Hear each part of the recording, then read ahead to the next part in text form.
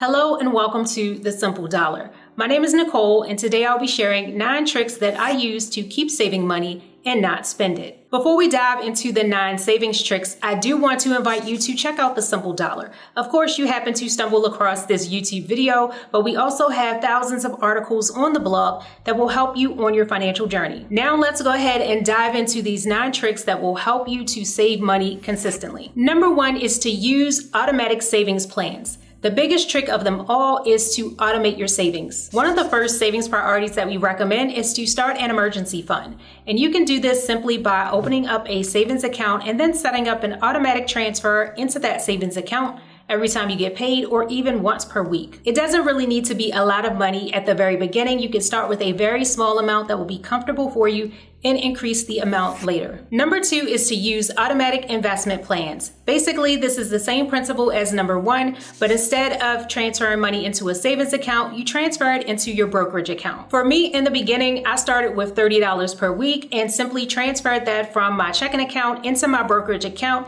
and that is what I use to invest in the stock market. It's the same exact logic as number 1. It doesn't require a lot of effort for me to automate my savings. I don't even have to think about it. Number 3 is to have an emergency fund. All of us will have some sort of emergency at some point in time. It could be a flat tire, it could be a major car repair, it could be a home repair. Having an emergency fund in place and keeping the money somewhere where it's fairly accessible is important because you don't want that emergency to drown you. You don't want it to overwhelm your budget or have to rely on credit cards to cover the shortfall. And the great thing is that you don't have to get fancy with your emergency fund. You can start out with a cash envelope or simply a good old-fashioned piggy bank. If an emergency comes up, just smash the piggy bank, take the funds out, and use it for your emergency. Number 4 is to get rid of high interest debt before diving in too deep with your savings. Aside from having an emergency fund, which is a mechanism to avoid high interest debt, you're much better off devoting your extra cash to paying down high interest debt. Of course, we want to save for the future, but if you have high interest debt, which is an albatross around your neck,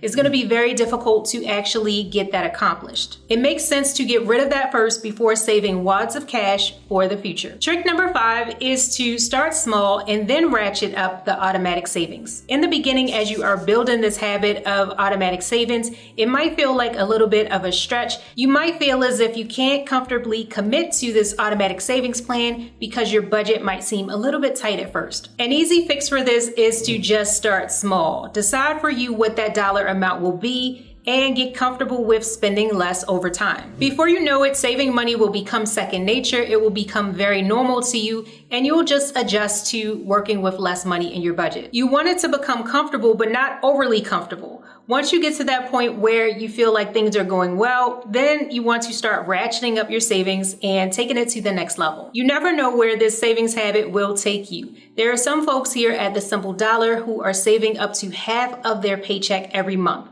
Now that would be an awesome, amazing feeling. Number 6 is to make it somewhat difficult to access the money that you're saving. The way to accomplish this is to put the money that you are accumulating into a savings account that does not have an ATM card. You might even opt to put the money into an online savings account where you don't even have access to a local branch that you can withdraw money from. By keeping the money at a distance, it's out of sight, out of mind, and you don't have to worry about touching the money before you had intended to. Investment accounts are also another good option for keeping your money at arm's length so that you won't be tempted to spend it. In the back of your mind, you'll know that if you touch the money in the short term, that you'll get hit with a tax bill, and that's never fun. So by putting the money into an investment account, you know that more than likely it'll be hands off. Number 7 is to make investments easy. Investing does not have to be difficult. If you're in a position or a place right now where you feel like you're not investing because it's too difficult or too complex, there are tons of ways to get around that. One thing that you can do is make it very simple and basic and start with an index fund. One example is the Vanguard 500, which is an index fund that tracks the top 500 companies in the US. In order to know how well your fund is doing, all you have to do is look at the S&P 500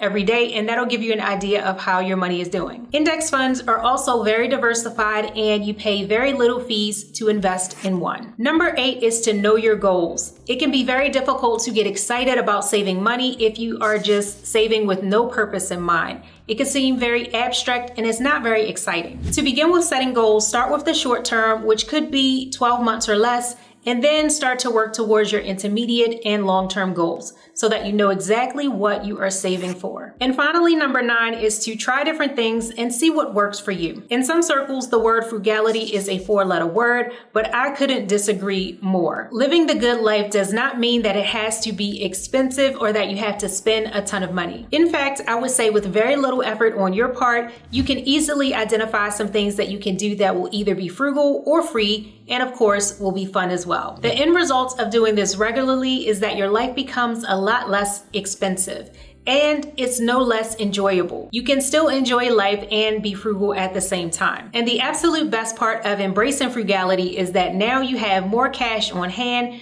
to devote to paying down high interest debt, to saving more, to investing, and to build lasting wealth. So that's all that I have for you today. I hope that something here resonated with you and that you are now motivated and inspired to save more money and keep from spending it. Before you leave today, be sure to like this video. Also, subscribe to the Simple Dollar channel if you have not done so already. And also swing past the description box to check out some of the amazing resources that we have listed there for you. Thank you so much for watching. We'll catch you in the next video.